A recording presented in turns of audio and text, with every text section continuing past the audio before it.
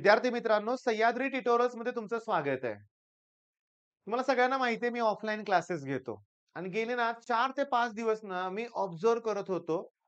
एक मुलगा तणावात होता.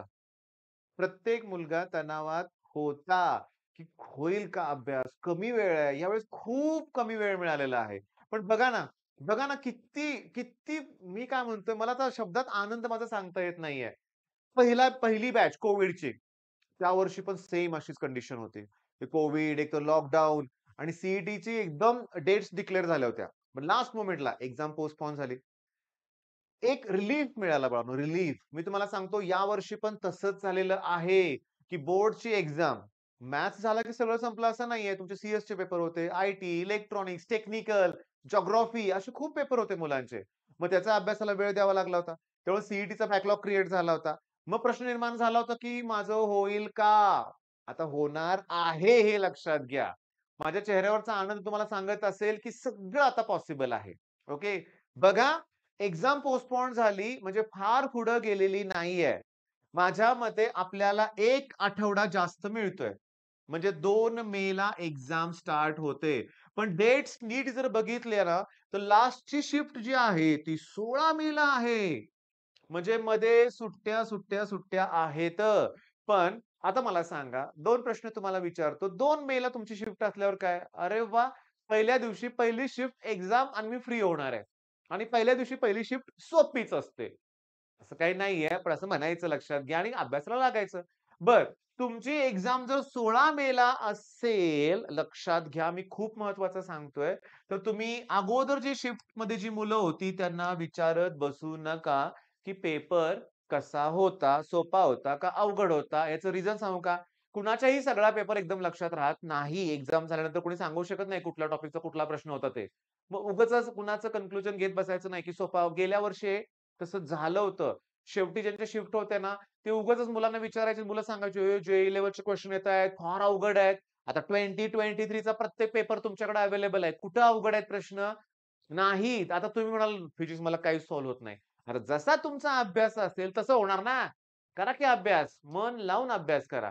एक लक्षात घ्या, सी एक्झाम फार पोस्टपोन झालेली नाहीये. आपल्याला 1 आठवडा मिळालाय. पण आपण इथं एक-एक सेकंदाचा आपण काय करतोय पुरेपूर वापर आता करायला लागलोय.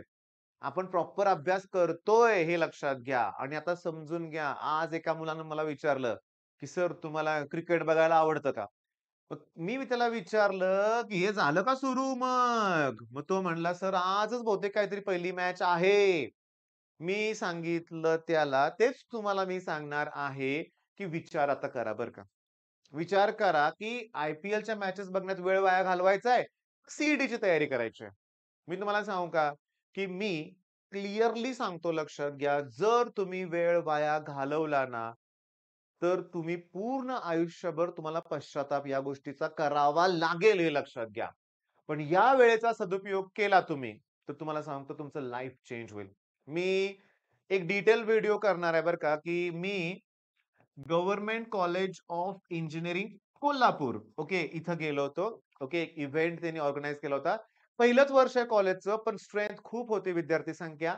यवतमाळ, नागपूर, धुळे, छत्रपती संभाजीनगर आणि तुम्हाला सांगतो दूर-दूरून मुलं आली होती तिथं. म्हणजे ॲडमिशन घेतलंय मुलांनी तिथं आणि तिथं एक त्यांचा काय फेस्टिव्हल सुरू होता. ओके आणि तिथं मी आणि यश आराध्य आम्हाला बोलावलं होतं ॲज अ चीफ गेस्ट.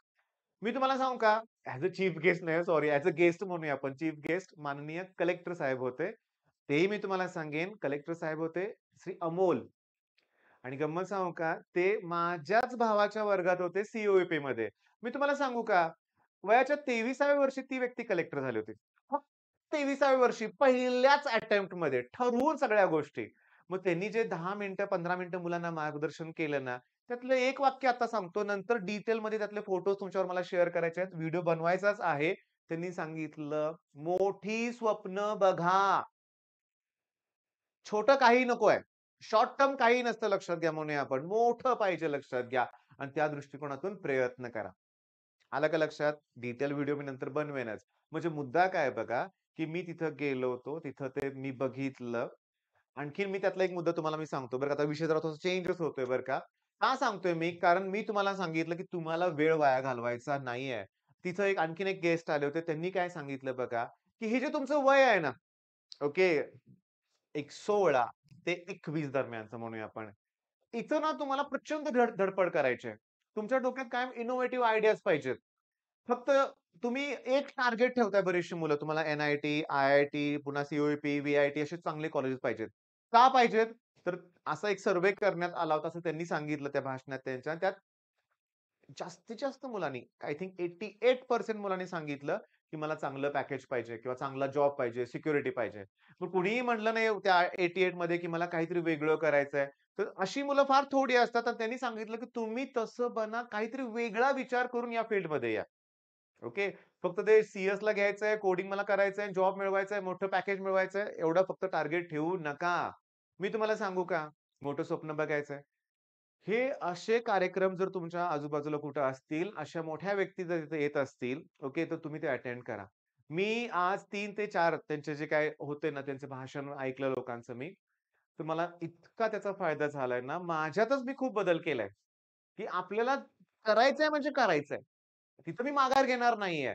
असा तुमचा पण ॲटिट्यूड पाहिजे. ओके.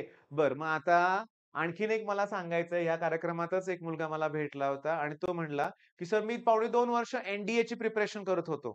नाही झालं त्याच्यात. ओके, निराश झालो होतो आणि बोर्डचं टेन्शन आलं होतं. पण त्याच वेळेस तुमचे व्हिडिओ भेटलेत."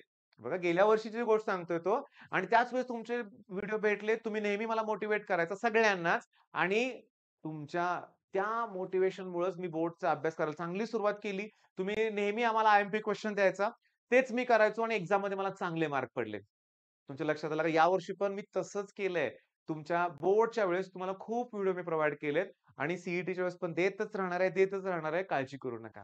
बरं, मग आता काय? आपल्या मनासारखी गोष्ट झालेली आहे. ओके. आपण मोठ्या पूर्णपणे जोमाने आपण अभ्यासाला सुरुवात करणार आहोत. मॉक टेस्ट आपण जास्तीत जास्त देणार आहोत. मॉक टेस्ट दिलं तर त्याचं एनालिसिस आपण करणार आहोत आणि कुठेही आपण मागे पडणार नाही, हे लक्षात घ्या. All the best.